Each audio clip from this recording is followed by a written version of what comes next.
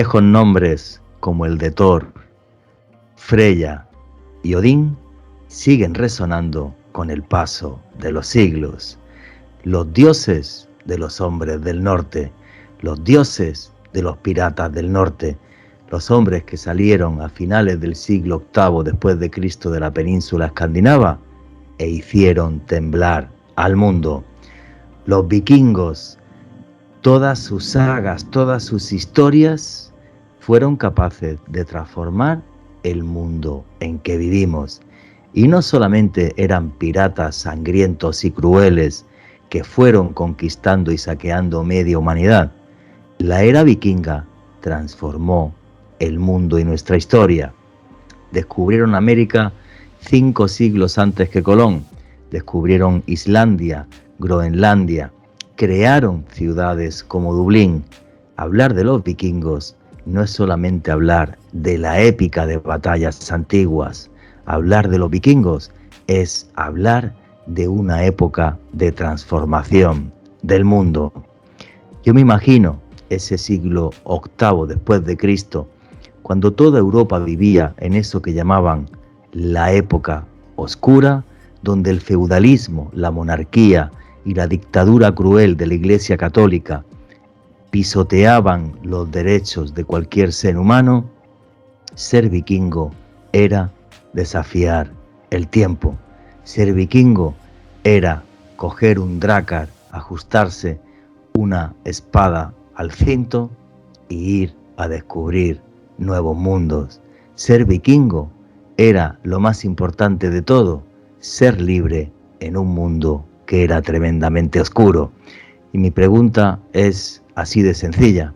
Si hubieran nacido ustedes a finales del siglo VIII después de Cristo, ¿dónde preferirían vivir? ¿En una Europa medieval, oscura, siendo un siervo de un conde, de un marqués, de un noble, sin salir jamás de su terruño? ¿O ser vikingo y salir en un drácar a descubrir y a conquistar el mundo? Creo que cuando hablamos de historia tenemos que contextualizar cuándo suceden los hechos y en qué momento concreto de la historia suceden.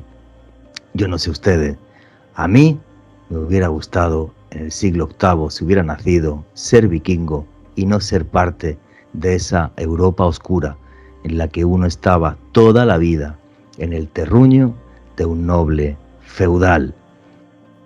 Los vikingos eran rebeldes, un espíritu de rebeldía que hizo que el mundo se transformara.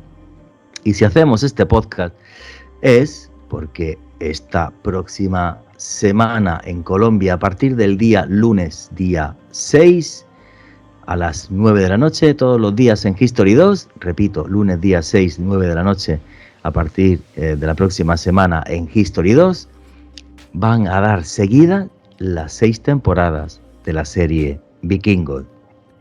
Yo soy un friki que me he tragado las 6 temporadas. Tranquilos, podéis escuchar este podcast, que no vamos a hacer spoiler, aunque yo me la sé de memoria la serie. Todos tranquilos, y creo que esta serie ha arrasado de audiencia desde hace unos años por la simple y sencilla razón de que ha puesto de repente en la pequeña pantalla el espíritu de rebeldía que cambió el mundo hace más de 1000 años.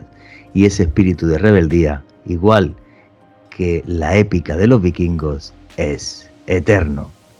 Buenas noches, familia del misterio, y bienvenidos a otro podcast de Oculto tras la sombra. Y aquí lo que hacemos es periodismo de misterio. Nosotros os ponemos los hechos encima de la mesa y vosotros decidís qué hay detrás y qué no. Hoy aquí con un montón de amigos para hablar de vikingos y de esta serie de History Channel, de History 2, que se relanza el próximo lunes a las 9 de la noche en Colombia.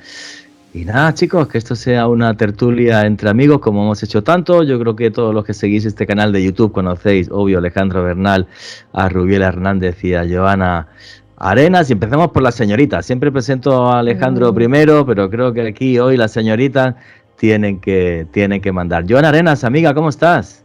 Hola, Juanje.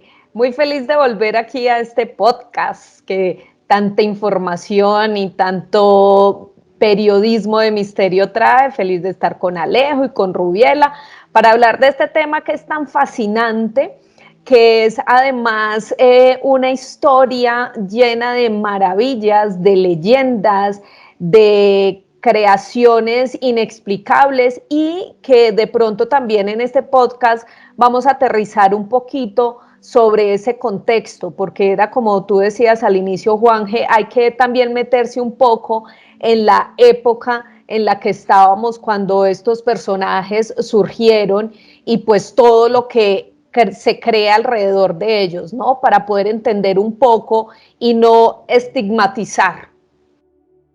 No, es que, bueno, esto de reescribir la historia de buenos y malos, que ya hemos hecho aquí algún podcast y también en Caracol, es absurdo. Lo que ha hecho una serie como esta, desde mi punto de vista, es buscar todo ese lado épico de la era vikinga, sin ocultar las muestras de crueldad y de violencia que había en la época, porque es que esa época era así, ¿vale? No estamos en el Claro. siglo XXI, pero, bueno, verlo luchar en la serie, los que no lo hayan visto, lo van a flipar. O sea, es una pasada porque además, por ejemplo, el tipo de lucha que aparece en la serie es muy fiel históricamente a cómo era, ¿no? Con los escudos, con los muros de escudos, con el manejo del hacha vikinga, con todo esto, que luego vamos a dar detalles, y entonces esto me parece fascinante. Y creo, ya te digo, que la serie ha arrasado por eso, ¿no? Por eso. Por poner directamente la vida de diferentes rebeldes de aquella época, como fue, por ejemplo, Ragnar Lothbrok, ¿no? Que es una historia apasionante. Pero, Joha, si te digo vikingo, ¿qué es lo primero que te viene a la cabeza? No, si le digo lo primero que se me ocurre, no, creo que no es conveniente ¿No? para este podcast. Vale. ¿Será alguna...? No, imagino que los tíos están los Sí. tíos están buenísimos o algo. Yo creo que va a ir por ahí. Pero bueno, que también es verdad que están todos súper... Que están todos Pero súper... no, voy a ser diplomáticamente correcta. Venga, dale. Lo primero que se me viene a la cabeza es fuerza y poderío. Y mucha musculatura y mucha testosterona. Ay. Qué mola, qué mola. Bueno, y tenemos aquí a nuestra historiadora favorita, a Rubiela Hernández. Rubiela, ¿qué hay? ¿Cómo estás? Buenas noches. Juanje, Alejo, Joa, pues como siempre, un placer de partir con ustedes porque como dices tú, Juanje, esto se vuelven unas tertulias muy interesantes en donde no solo aprendemos, sino que de verdad yo creo que la pasamos bastante bien. Fascinada con el tema, porque como bien lo decía Joa, bueno, como todo en la historia está lleno de luces y de sombras, no somos quienes para decir que estaba bien o mal, finalmente estamos hablando de una época muy distinta a la nuestra, pero a mí me parece un tema inspirador. Los vikingos de una u otra manera hablan de esa fortaleza humana que fue capaz de transformar el mundo. Finalmente somos el mundo que somos gracias a la revolución que ellos de una u otra manera instauraron con sus descubrimientos. Entonces me parece que es un tema fascinante y me parece que es una manera de regresar a nuestros orígenes y a esos litros y litros de testosterona que creo que no solamente hablan de los hombres, sino que de un pueblo en general que era muy aguerrido. Bueno, y en aquella época también las mujeres vikingas iban a la guerra con los hombres, o sea, una cosa que a los cristianos les espantaba, ver una Y mujer... ver una mujer que empuñaba la espada, que tenía además pues la fuerza para hacerlo, pues tanto era así que cuando ellas eran enterradas, en el momento en que fueron participantes de sus batallas, eran enterradas como guerreros, con sus armas, Sí. o sea, no eran enterradas con los atavios del resto de mujeres, sino eran consideradas, habían subido de alguna manera, pues, por llamarlo de algún modo, a la categoría de guerreros. Entonces, tener esa oportunidad ya, de hecho, hace que su cultura sea muy distinta a otras. Efectivamente.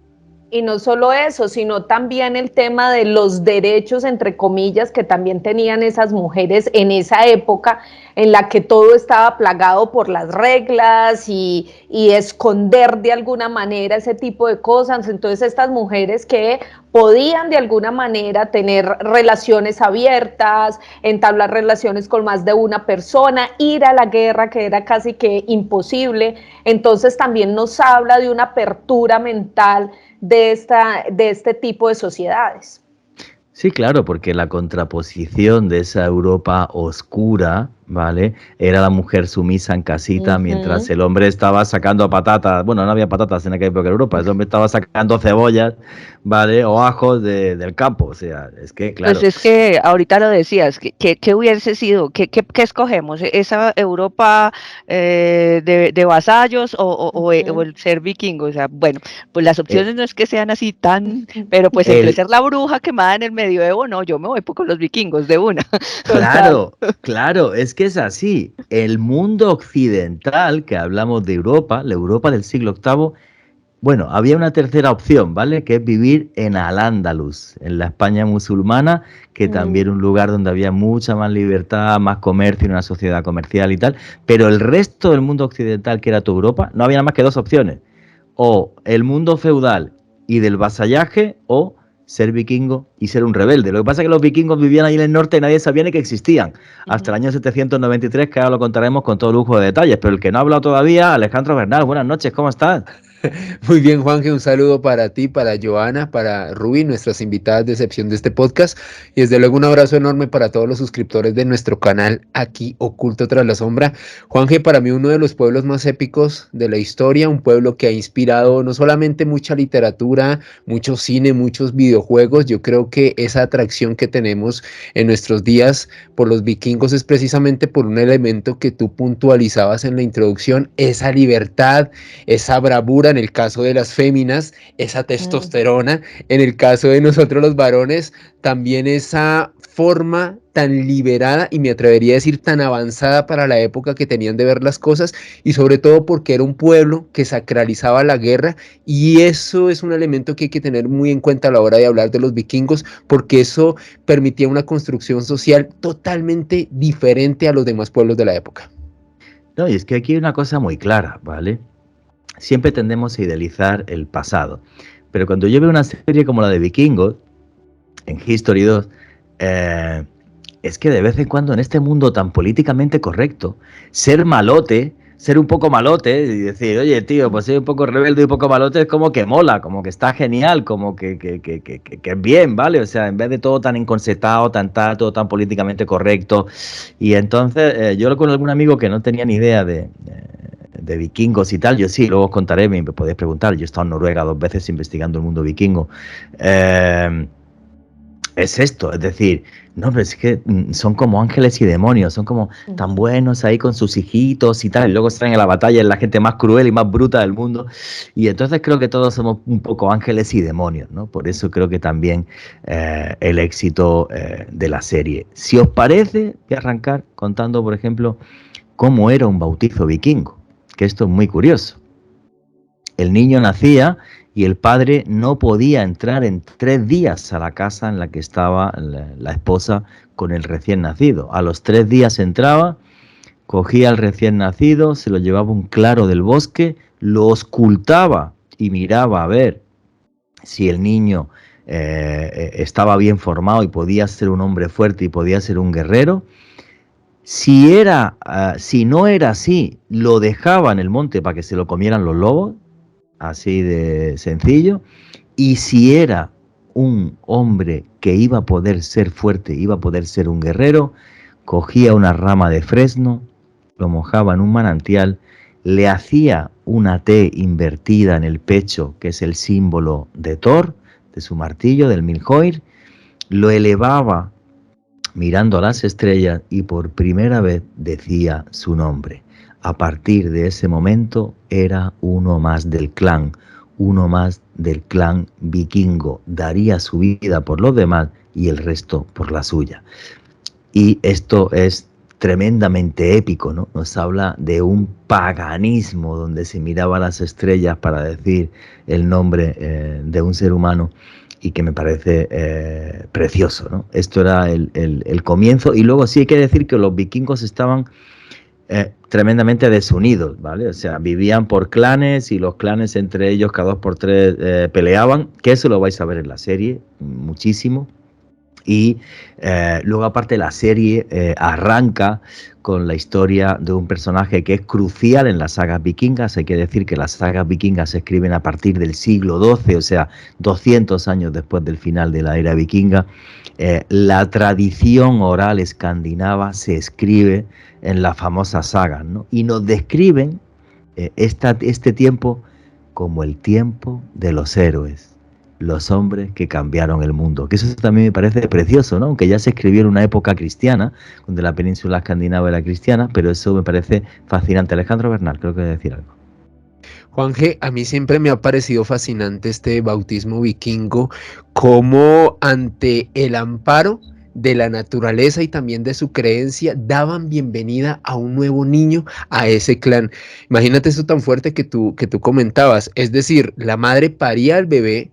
Días después se acercaba a su padre, se lo llevaba, es más, estuve documentándome para este podcast, Juanje, y comentaban que desde luego en ese momento en el que el padre se llevaba a su hijo, lo quitaba de su madre, la madre sentía una real angustia, la angustia que puede sentir cualquier progenitora de que se lleven a su hijo si su padre consideraba que no era apto para sobrevivir o para ser guerrero, lo dejaba para que los lobos los devoraran. Imagínense este sentimiento de esta mujer cuando regresaba el hombre con su bebé o en muchas ocasiones cuando regresaba sin él. Realmente un auténtico trauma, Juanje.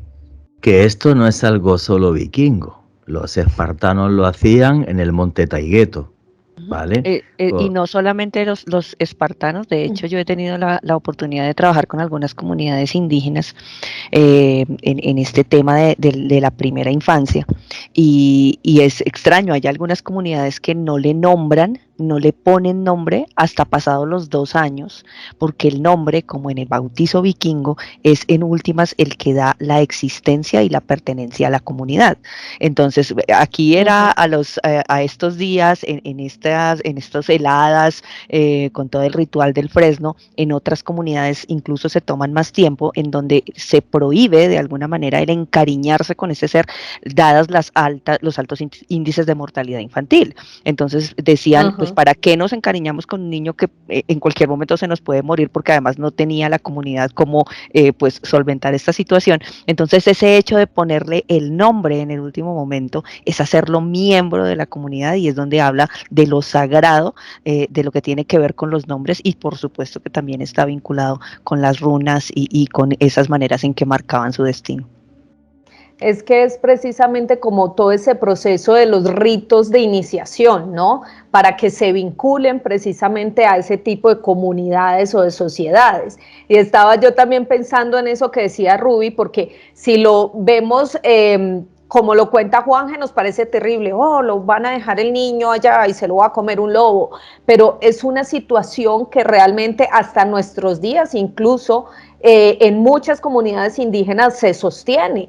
Un niño que quizás tenga un tipo de discapacidad no entra en ese clan o en esa sociedad, porque de alguna manera no sirve para el fin último de ese tipo de sociedades. Entonces hay que entender también ese contexto. Y lo que pasa es que está un poco como oculto, porque sucede. Cuando uno va a las comunidades, yo he tenido la oportunidad de visitar muchísimas comunidades indígenas en Colombia y los registros, por ejemplo, de niños con síndrome Down o sordos o ciegos son nulos. Y uno dice, pero ¿es que no nacen o qué es lo que está sucediendo realmente? Por supuesto que hay un velo de un hermetismo completo acerca de sus prácticas, pero pues está vinculado a que son comunidades que se están moviendo y que necesitan pues población fuerte. Nosotros tal vez no lo vemos de la misma manera, pero por supuesto que tiene todo un sentido ya inmerso en esa comunidad. Y bueno, hay que decir que los vikingos hasta el año 793 después de Cristo, en concreto hasta el día 8 de junio, eran algo que no existía para el resto de Europa. Sabían que a lo mejor allí por el norte podía haber unos tíos muy brutos, pero no más. No tenían ninguna información. Digamos que toda la comunidad vikinga se va creando durante siglos, sobre todo a partir del siglo III después de Cristo, con migraciones que hay desde ya el norte de Europa, desde Alemania y desde otros lugares. Son gente que va llegando al norte, que pertenecen a la cultura celta, que no se cristianizan como se cristianizó el resto de Europa, que vivían en una zona, bueno, pues de un frío y es muy, muy inhóspita. Hacen que se desplacen los indígenas de la zona, que son los samis al norte, al norte de la península escandinava. Yo he estado con los indígenas samis allí, todavía siguen existiendo, yo creo que son además ya los últimos indígenas de Europa. Y de repente hay un tipo que se llama Ragnar Lothbrok. Y este tipo, el 8 de junio del año 793 después de Cristo, arranca la era vikinga. Alejandro Bernal, ¿quién era Ragnar Lothbrok? Me atrevería a decir, Juanje, que uno de los personajes más particulares dentro de la cultura y el pueblo vikingo que ustedes van a poder apreciar en esta serie de History. De acuerdo a los registros históricos, varios aspectos de su vida son un poco difusos. Lo cierto es que lo consideran como un legendario rey de Suecia y Dinamarca que gobernó durante el siglo IX. Se le considera el auténtico conquistador de Dinamarca y de muchas tierras en Escandinavia y otras partes de Europa. Hay algo muy interesante y es que de acuerdo a algunas sagas islandesas se le considera el hijo de Sigurd Ring, quien era el rey de Suecia y conquistador de Dinamarca y de su consorte, Alfhild Gandalfsdatter. Y Ragnar era un personaje muy curioso porque era un pagano devoto. Él se creía el directo descendiente del dios Odín, o sea, prácticamente un semidios en la tierra. Un hombre que realmente consideraba que su linaje provenía del dios supremo dentro de las creencias vikingas, y por esa razón era que Ragnar Lothbrok no tenía ningún reparo en atacar ciudades cristianas en fiestas sagradas. De hecho, como Ragnar sabía que en esta época, por decirlo así, se bajaba la guardia en este tipo de ciudades, él aprovechaba este momento de celebración y le gustaba mucho atacar, invadir, someter, socavar estas ciudades cristianas porque, le reitero, él se consideraba un auténtico descendiente de los dioses. Pasó realizando una serie de expediciones vikingas, Juanje, arrasando ciudades en la Europa cristiana, y era tan así y era tan fuerte los asedios que este hombre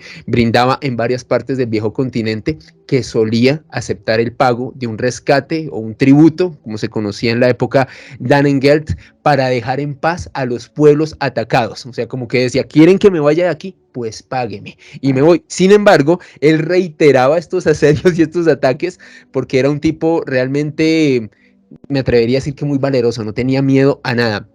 Aproximadamente hacia el año 845 ya se le reconocía a Ragnar Lothbrok como uno de los mayores caudillos vikingos, y realmente aquí sucede algo muy interesante, Juanje, que lo van a poder evidenciar. Realiza un ataque, algo que se conoce como el asedio en París, el 28 de marzo del año 845, destina una ofensiva de 120 barcos y 5.000 hombres contra el reino de Francia, o sea, un despliegue militar impresionante para la época, y socavó, sometió tanto a París, a la capital de Francia, que tuvieron que pagar un tributo de 7.000 libras de oro para que Ragnar Lothbrok se fuera y liberase esta ciudad. Un auténtico conquistador, una de las figuras más emblemáticas de los vikingos, Juanje. Y Ragnar Lothbrok es el que abre la era vikinga porque el día 8 de junio del año 793 después de Cristo llega hasta el monasterio de Lindisfarne en la costa británica. Y esto no es tan sencillo, os explico. Los vikingos jamás habían navegado en mar abierto, navegaban siempre bordeando la costa y los conflictos y los saqueos eran entre ellos. Entonces los comerciantes árabes le dijeron, no, pues por ahí para allá hay un país que se llama Inglaterra que tiene muchísimo oro, y le enseñaron a navegar en mar abierto. No cuento más nada porque la serie lo cuentan de una forma súper buena, ¿vale? Porque realmente fue así. Y entonces este tipo fue el que le echó, hay que decirlo así, para coger y ser el primero que se le alzara al mar sin ver la costa, que había que tener dos melones bien puestos, ¿vale? Y hay un detalle que es curioso, que es un símbolo que me encanta y que vais a ver en la serie. Como era la primera vez que los vikingos iban a ir a mar abierto, Ragnar Lothbrok habló con sus chamanes para que le dieran una runa o secreto, un símbolo con el que nunca se perdiera. Un signo, una runa con la que encontrar siempre tu camino. Esa runa se llama Bervisir, sus chamanes entraron en trance y es el anillo que tengo aquí, no sé si con esto del fondo, ahí está. Ahí sí se ve. Sí, sí, se puede ver bien. Ahí lo veis, eso es un Beggvisir, también le llaman brújula vikinga, ¿vale? Y Igual está apareciendo en este momento en pantalla, Juanje. listo, vale, lo pones tú y ya está, vale, muchas gracias, Alejandro. Entonces, bueno, pues eso es un Beggvisir. En la serie lo vais a ver como era en la vida real, lo pintaban en la vela de los barcos, esta runa, para no perderse. Y con esta runa llegaron a Inglaterra, descubrieron Groenlandia, descubrieron Islandia, descubrieron América 5 siglos antes que Colón, saquearon el Mediterráneo, o sea, fue una cosa increíble. Las chicas, ¿queréis comentar algo? Pues Y es eso que acaba... Dale, Joana. Y es que, Juanje, definitivamente esa leyenda o esa historia de junio del 793, pues marca realmente todo lo que vendría después y destaca lo que son realmente los vikingos, porque fue una situación tan elaborada, tan bien hecha, que quienes pudieron sobrevivir a ese saqueo tuvieron tanto miedo que gracias a ellos fue que se regó la ola de que los vikingos, esos hombres que venían, tenían mucha fuerza, eran muy crueles, eran muy malos, y quizás de ahí la leyenda precisamente que se forma alrededor de estos hombres de altura gigantesca para la época, que además iban con todo el poderío y con toda la fuerza a saquear un monasterio, que finalmente logran llevándose todo lo que más pudieron, y de allí pues sale precisamente ese temor que empezaron a utilizar después en contra de sus enemigos, a favor de ellos, para de alguna manera atemorizar y llegar a conquistar todos esos territorios. Es que hay un tema que es clave en esto.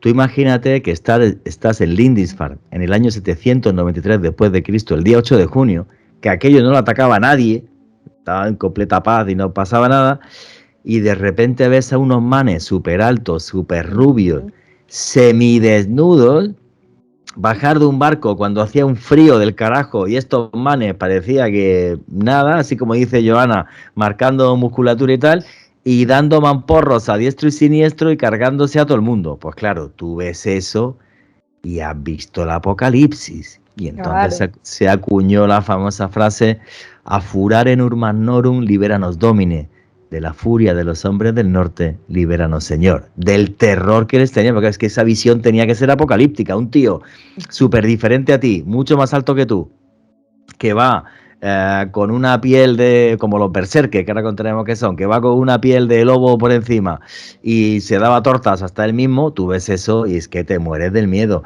Rubiela, quería comentar algo. Sí, pues es que además de esa imagen, que pues por un segundo, y creo que pues con la serie uno como que ayuda a hacerse todo el esquema mental de cómo sería todo esto, está unido a que no solamente era su condición física, no solamente era su entrenamiento, no solamente era el dominio de las armas, sino que para ellos había una sacralización de la guerra.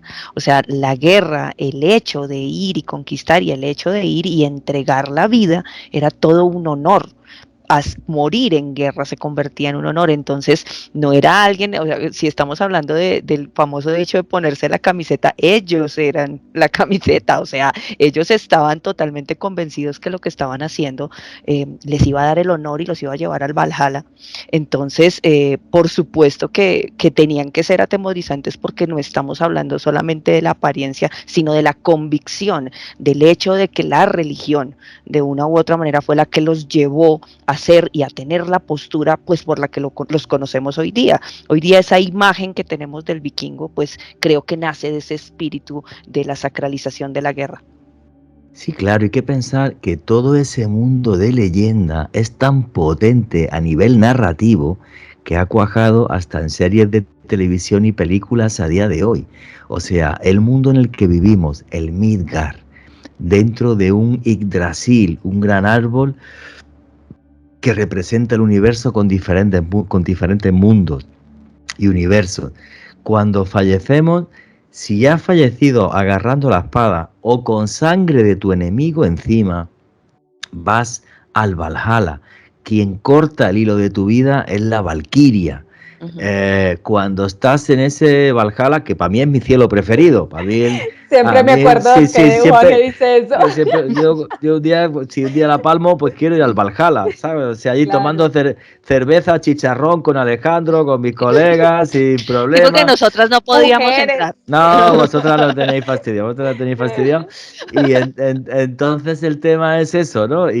Pero eran tan guerreros y esa obsesión por eso, por la guerra y todo esto, que tenían incluso cuando estaban en el paraíso, se estaban preparando para una última batalla, el Ragnarok, la batalla en la que hombres, dioses y gigantes de hielo definirían cuál es el futuro del universo.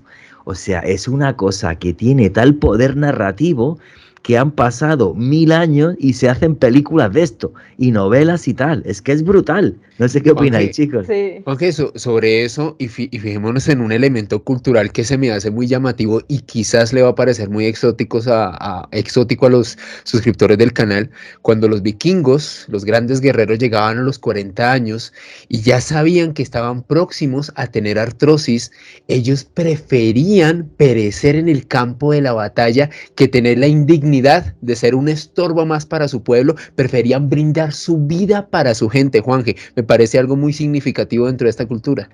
Y es que eso hace Sí. parte de la cosmovisión del pueblo. O sea, el pueblo como tal se apoya dentro de sus creencias religiosas porque por supuesto que primero es un honor morir en la guerra a convertirse en una carga para el pueblo, pero adicional es que le da sentido a la vida. Para el vikingo la muerte hace parte de la vida. Nosotros en Occidente hemos sacado la muerte de nuestros espacios.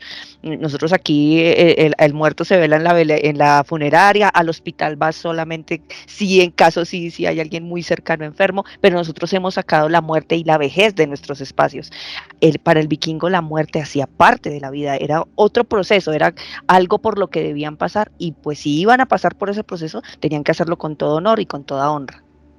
Pero además porque no temían precisamente por lo que decía Juan hace un rato, cuando morían en batalla ellos iban a ese lugar tan particular que cualquiera va a querer llegar hasta allá, pero todavía siguen esperando una situación más para poder descender, ¿me entienden? Y seguir luchando. Entonces, exactamente, y es la lucha constante y es precisamente esa creación, esa leyenda de que soy un guerrero, me presto para esto, es un honor dar mi vida por esto, igual voy a seguirlo siendo en otros mundos y en otra vida.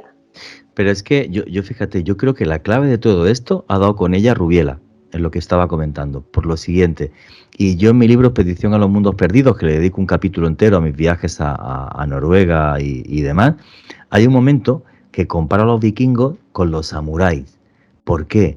Porque incorporan la muerte como una parte más de la vida. Hagan lo que hagan, no te puedes eludir de la muerte. Entonces, pues eso es morir con honor en el caso de los vikingos. Es decir, a partir de los 40 y pico años van a tener todos una artrosis terrible. A partir de los 50 vas a ser un jorobado con ese frío y el trabajo que tenían las articulaciones fatal. O sea, vas a tener unos dolores terribles. No, prefiero morir en una batalla, me voy al Valhalla a tomarse cerveza con mis amigos y se acabó, se acabó. Pero claro, imaginaros en ese mundo occidental que todavía nos ha quedado ese concepto de la muerte como un gran castigo y la pérdida y lo terrible y que parece que vamos al limbo en vez del cielo, aunque somos cristianos y demás. Y en cambio estos otros incorporando la muerte a la vida como algo ineludible, como hacían los samuráis. O sea, si esto es ineludible, al menos que sea de la mejor forma posible, claro, que sea con honor, que sea de otra forma.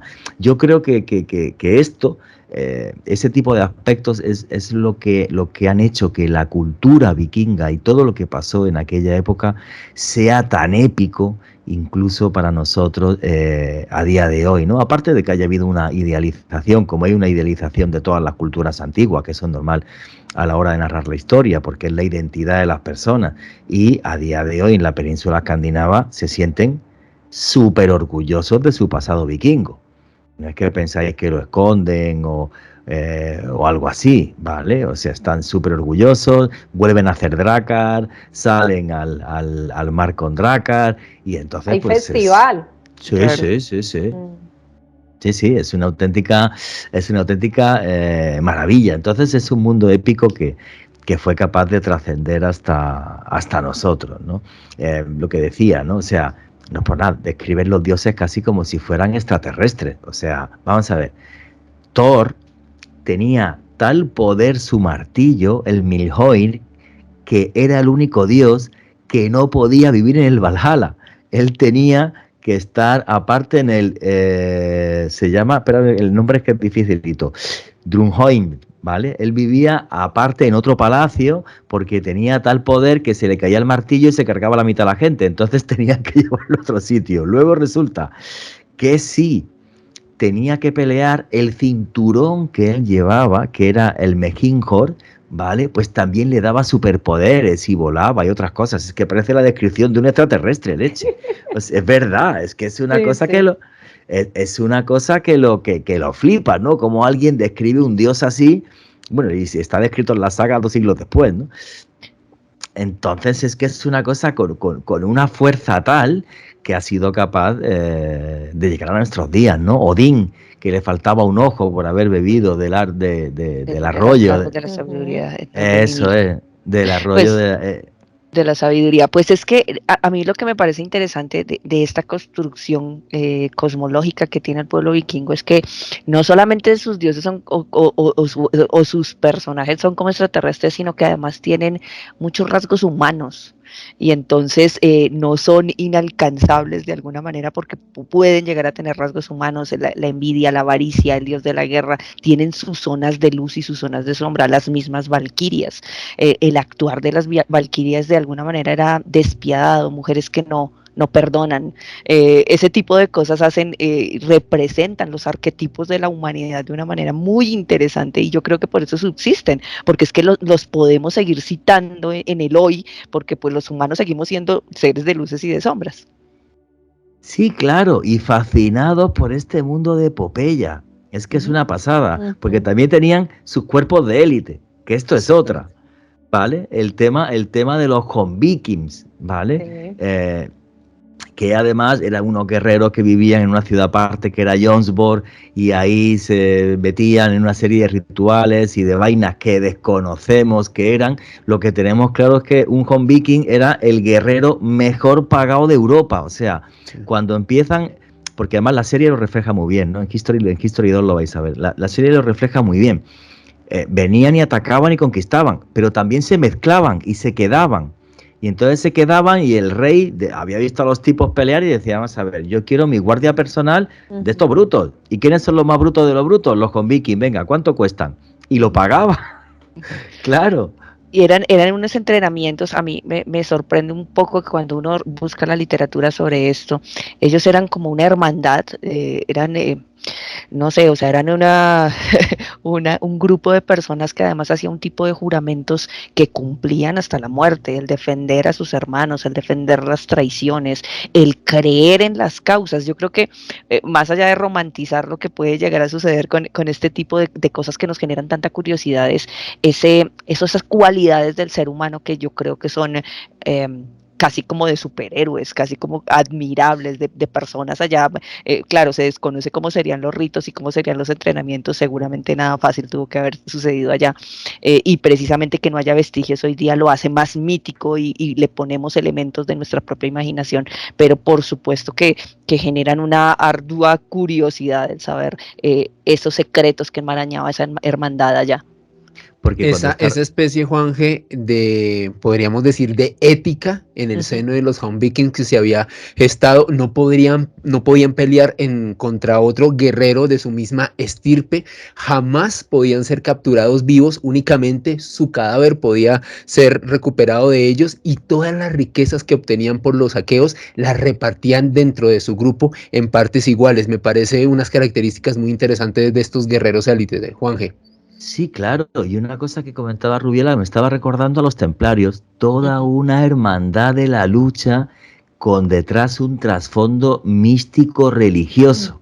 Así eran los Konviki. Mucho más extraño, y si es verdad que tenemos muy poca información de ellos, eran los berserkers, que los berserkers solían ser unos 10 por clan, que eran como los más grandotes y más así, que no se sabe qué tipo de adiestramiento tenían ni absolutamente nada, simplemente que cuando llegaba la hora de la batalla eran, bueno, tú imagínate que estás en un pueblito de Inglaterra o de Francia allí, con las ovejas y poniendo lechugas, ¿vale? Y te aparecen 10 manes, semidesnudos, tapados con piel de lobo o de oso, que se van pegando ellos a sí mismos con la espada o haciéndose pequeños cortes y mordiendo los escudos y pegándose golpes. Te llegan esos 10 manes y vamos, tú dices, o sea, se va a quedar a defender el pueblo Rita la cantadora, que yo me voy de aquí. Claro. Ya me voy de aquí, si pueden que me pille, vamos, que claro, lo van a flipar. Sí, claro. Obvio, y eran la avanzada precisamente que utilizaban para generar ese temor, porque es lo que dice Juanje, llegan estos tipos súper gigantes con ese vestuario que obviamente para ese clima no era habitual, que pudieran soportar esa temperatura en ese tipo de vestimenta, además gritando de una manera aterradora, generándose ellos mismos algunos cortes, hace que cualquiera salga a correr, y es precisamente eso lo que genera ese temor en el resto de los pueblos a los cuales van a atacar, y quizás eso, más que la propia batalla en sí, era lo que resultaba siendo su principal espada para ganar precisamente en medio de esa guerra.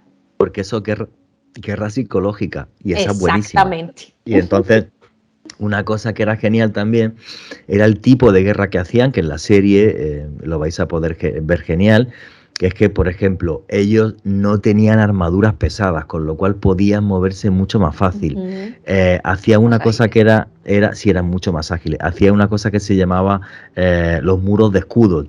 Entonces, hacían muros de escudos, iban avanzando, retrocedían, los de atrás tiraban flechas y eran tremendamente móviles. Una cosa que es un desafío a la fuerza física es que ellos, los Drakkar, eran barcos de muy poco calado y se podían meter por los ríos, entrar, saquear y salir. Pero es que luego, por ejemplo, con los Drakkar se movían por el mar y como tenían tanta maniobrabilidad, gracias al que iban remando. Y los manes salían de remar, cogían la espada, que es como para que estar muerto, que te caigan, y se ponían a dar tortazos y eran la leche. O sea, tenían un entrenamiento y una fortaleza brutal. Y además una inspiración porque consumían cerveza con cornezuelo de centeno, que dicen que los hacía sentirse un poco como flotando. Eufóricos. Sí, y estaban flotando, o sea, yo creo que se sentían en ese momento en medio de esa situación invencibles. Y hay una cosa y es, pues los cantos que emitían, que eran, bueno, algunos dicen que ensordecedores, que eran terribles, que era una cacofonía terrible, que realmente eran guturales, hacían mucho uso de lo gutural, pues porque eran muy tácticos. Eso genera miedo, o sea, lo que dice Juanje, si yo estoy ahí, de solo escuchar de lejos, olvídenlo, yo salgo corriendo.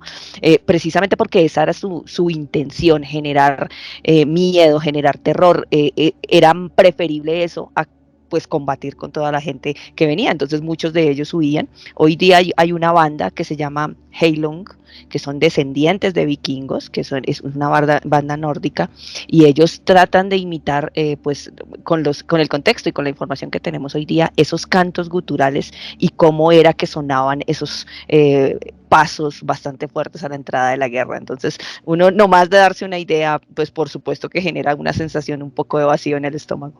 Y ahora que has dicho lo de la música, la banda sonora de la serie que la hace Guardruna, que son noruegos, es buenísima. No, pero pues es que brutal. Pues, sí, es que además ellos nacen escuchando esto, ellos son vikingos de algún otro modo y lo reflejan en su arte. Y Guardruna, además, después del éxito que han tenido mundial por la serie, han intentado en sus espectáculos recoger otra vez toda la estética vikinga, cómo se vestían, todo. Bueno, a mí me encantan los vídeos, son una pasada. Joana, quería contar algo. No, quería volver al tema de la guerra psicológica porque hay que entender también otra cosa y era el cansancio que de alguna manera estos tipos podían tener en un trayecto porque estaban ahí remando constantemente, pero además dentro de sus embarcaciones no tenían ningún tipo de comodidades. Igual estaban ahí presentes, pero se bajan con semejante poderío, con semejante fuerza que además fue creada por los mismos pueblos a los cuales fueron invadiendo, y entonces ellos aprovechan precisamente esa leyenda que crearon alrededor de ellos para de alguna manera llegar, ser fuertes, que la gente les tenga miedo y generar esa guerra psicológica, porque finalmente el cansancio en medio de una guerra tan fuerte, pues se iba a notar obviamente con las bajas que tenían dentro de su equipo, dentro de su ejército, pero era así su poderío y su psicología que manejaban precisamente para mostrarse tan fuertes y tan guerreros, que lo que permitía era que muchos salieran huyendo y de esa manera ellos lograran el control de esos territorios. Joja la conozco hace muchos años, nunca la he visto describir así guerreros en la vida. Es como si, o sea, Joja necesita un novio vikingo, o sea, está claro, o sea, está, como haya visto algún capítulo de la serie, está, vamos, quiere un novio vikingo ya, o sea. Que no me genere guerra psicológica. Nada, que te dé mucho cariño y mucho amor y mucha testosterona, que eso es una mezcla maravillosa. Así que, bueno, señores, estamos llegando ya al final de este podcast. Yo quiero comentar eso, que para mí es una serie muy divertida, ¿vale? Tremendamente divertida de ver, porque no es fácil ver series históricas que sean fieles a la historia, a la vez que reflejan toda esa épica y ese mundo de una forma muy fiel, y creo que lo que han hecho de forma magistral es lo que comentaba en la introducción, ¿no? Recordarnos que todos llevamos un rebelde dentro, que todos queremos llegar a ser un día también un rebelde y ser capaces de cambiar, digamos, los caminos que hay en nuestro destino, ser dueños de nuestro destino, ¿no? Como hicieron los vikingos, y eso me parece súper bonito. Pero bueno, vamos a conclusiones y cierre de cada uno de vosotros. Primero las chicas, Rubiela Hernández. Bueno, pues a mí me parece que esta es una excelente oportunidad para hacer una inmersión en la historia. Este tipo de series históricas no son nada sencillas de hacer, y creo que el ejercicio que hacen al levantar con tanta fidelidad ciertas cosas, pues son toda una obra para que nosotros podamos tener acceso visual a este tipo de acercamiento a la historia. Entonces yo creo que es una invitación para todos, para nosotros mismos, porque es una forma de acercarnos, de aprender un montón. Pienso que es un pueblo que, como lo hemos dicho varias veces, a pesar de sus luces y sus sombras, es inspirador. La libertad, yo creo que siempre será inspiradora, y por eso me encanta hablar de estos temas. Y no, pues nada, muchísimas gracias por la participación aquí, y me pueden encontrar en redes como Ruby Investiga, tanto en Instagram como en Twitter. Muchísimas gracias, amiga. Joana Arenas, tus conclusiones y tu cierre, bueno, y tu canal de YouTube, que vas a sacar ya uno. Juanje, pues mira, primero quiero apegarme a ustedes y a todo lo que hemos dicho durante este podcast, y es que si hay algo cierto, es que la rebeldía en un mundo que nos lleva por tantas reglas, pues tiende precisamente a romper esquemas, y eso fue lo que hicieron los vikingos, salir de ese esquema que había en esa época, marcar su propia historia, y quizás por eso hasta el día de hoy hablamos de ellos de la manera en cómo lo hacemos.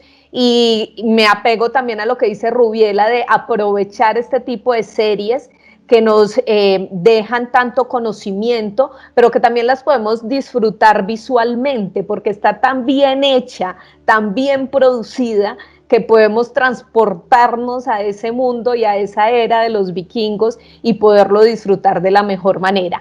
Y sí, señor, ya está por ahí mi canal de YouTube, me pueden buscar como Ventana al Misterio con Joana Arenas. Ahí pues la idea es ir poniendo muchos temas que nos gustan, que nos encanta discutir, y espero, señores, todos ustedes estén por allá pronto. No me lo pierdo para nada. Alejandro Bernal, amigo, tu conclusión y tu cierre.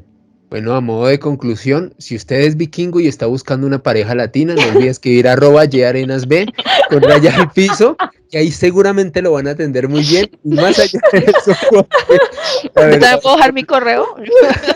también. Sin problema, dale, dale. Lo cierto es que hablamos, yo creo que uno de los pueblos más épicos, más fascinantes, como dice Juanje, tendemos a idealizar el pasado, pero la verdad es que el tema de los vikingos da para todo y se representa de forma muy fidedigna en la serie que va a arrancar en History 2 la próxima semana. Y a mí me pueden seguir en redes sociales, en Twitter, Instagram y TikTok en @alebernalpress con doble S. Bueno, chicos, primero daros las gracias y segundo, mi opinión. En un mundo tan mojigato y donde todo tiene que ser políticamente correcto como el que estamos viviendo ahora, ser vikingo sería una maravilla.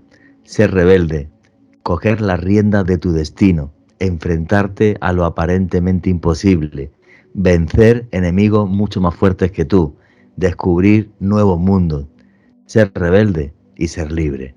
En momentos donde todo lo que nos imponen es ser mojigato, políticamente correcto, y en este mundo tan absurdo en el que hoy día vivimos, me encantaría ser como Ragnar Lothbrok y buscar novias como Johanna Arenas en cualquier puerto del mundo, para ser libre, ser guerrero y ser feliz hasta el último día de mi vida. Y cuando ese llegue, verme en el Ragnarok en el Valhalla, con buenos amigos como Alejandro Bernal tomando chicharrón y cerveza, nada de tomar té ni hacer dieta fitness, sino ser feliz también en ese Valhalla y un día, eso sí, en el Ragnarok, junto a mis dioses y mis amigos luchando contra los gigantes de hielo, para saber qué va a ser el próximo universo, cómo va a ser la próxima vida de todos nosotros. No se pierdan la serie a partir del lunes día 6 a las 9 en History 2. No se pierdan la serie Vikingos y nunca olviden que vivimos en un mundo mágico porque está repleto de misterio.